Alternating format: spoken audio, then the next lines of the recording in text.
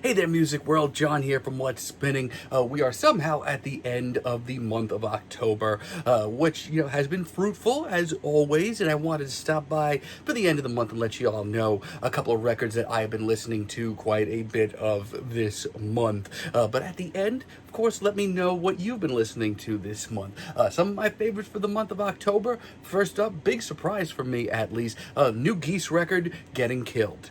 Now, this one really did catch me by surprise just because I really have not been that big of a fan of their material up until this point. And this record from a distance doesn't sound too, very different from their early material. It's, very throwback rock. It's very bluesy. It's very soulful. But this new record here, Getting Killed, turns everything up to 11. Cameron Winter's lyrics across this thing go back and forth between the absurd and the incredibly personal. And Kenny Beats' production, which I feel like has been polarizing, I feel like gives this album a really hypnotic, very slick edge to it. Standout tracks here include the very chaotic opening cut and the absolutely incredibly soulful title track. And while there are some moments that kind of drop the ball, like Cobra, probably my least favorite track here, I'm really impressed. It's a record that just feels as explosive as it is authentic. Could be a big breakout here. Also want to give a major shout out to the new Snooper album, Worldwide. I mean, this is the sort of off-the-rails punk I needed right now. It is a delightfully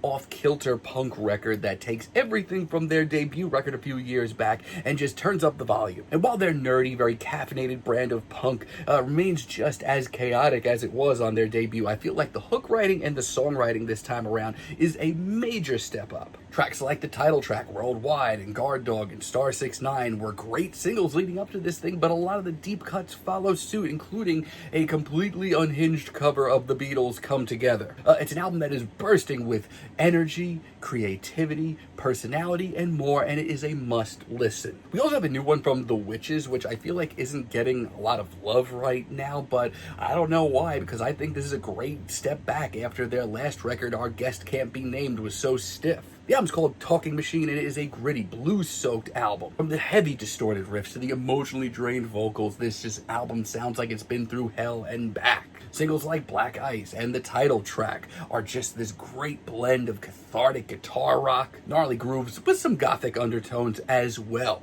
And while the sort of blend of styles from everything from surf rock to horror punk of their early days is behind them at this point, this is a really solid guitar rock record. It's focused, it's visceral, and really cohesive, honestly. And finally, I want to give out my very highest praise to this new Sedan Archives album, the BPM. Not only the best record I heard this month, but maybe one of the best records I've heard all year. This is her boldest and most exhilarating project to date. Here, Britney does deliver, blending alternative R&B, dance, pop, throwback hits, some soul as well. And it bursts with energy and attitude from start to finish. And man, some of the singles here between My Type and A Bug's Life and Dead just show her not only at a creative peak, but just at a very strong songwriting point as well.